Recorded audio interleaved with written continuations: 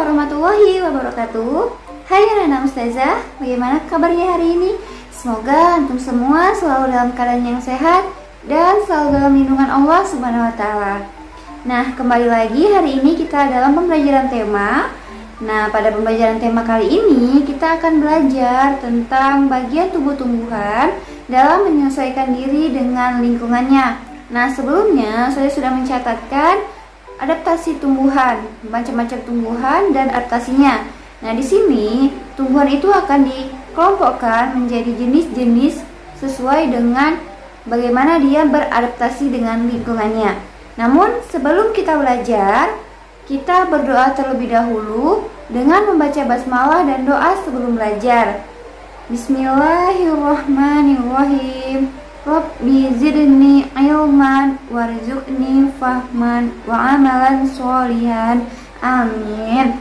Semoga anak ustazah dipermudahkan oleh Allah dalam menerima dan memahami pembelajaran yang ustazah berikan.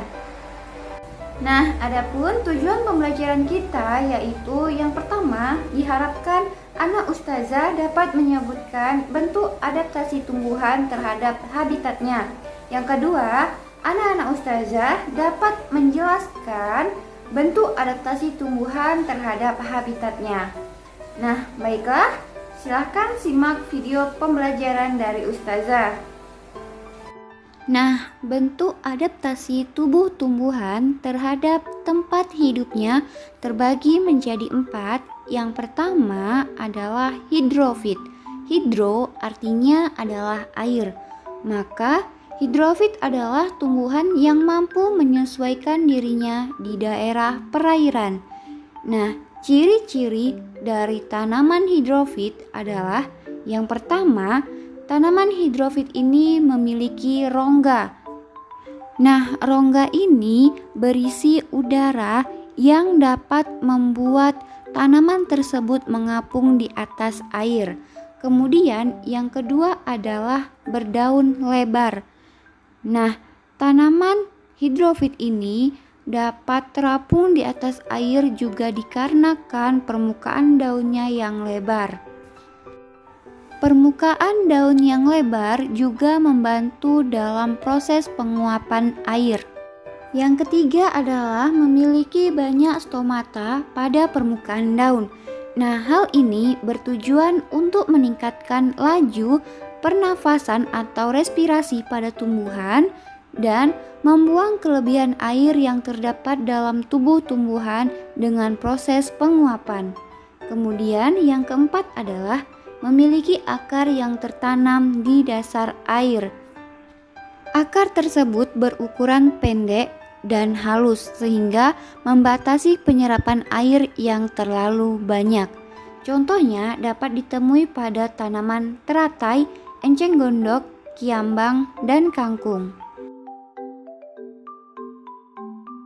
Selanjutnya yang kedua adalah higrofit. Higro artinya basah atau lembab.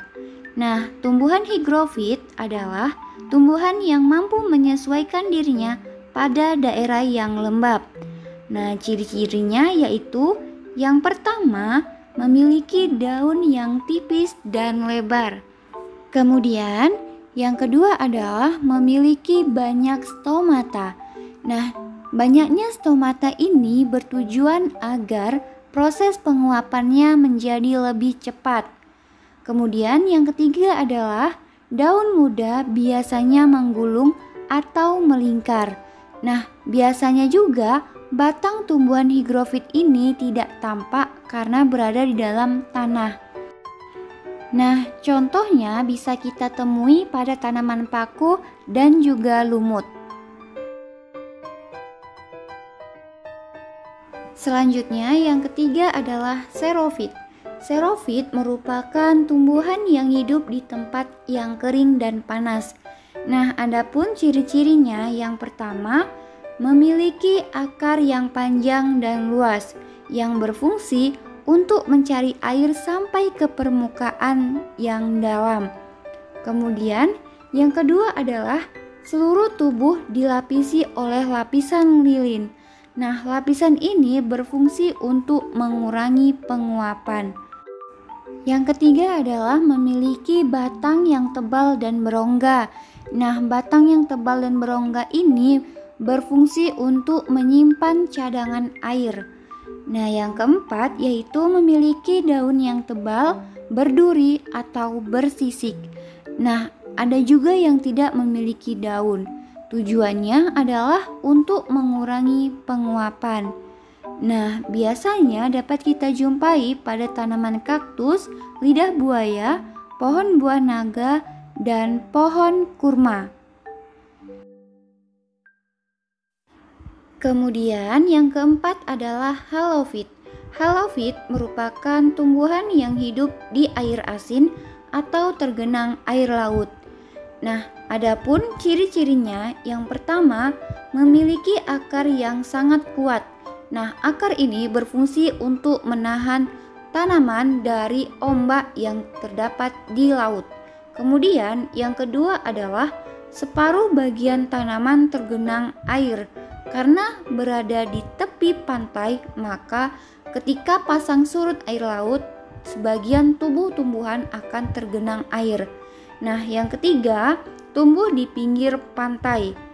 Adapun tanaman yang biasanya hidup dengan cara adaptasi halofit adalah tanaman bakau atau mangrove.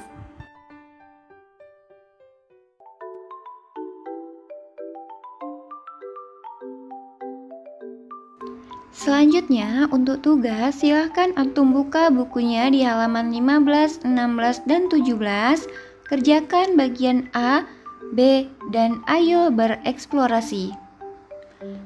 Jika ada yang kurang paham, silahkan tanya ke ustazah.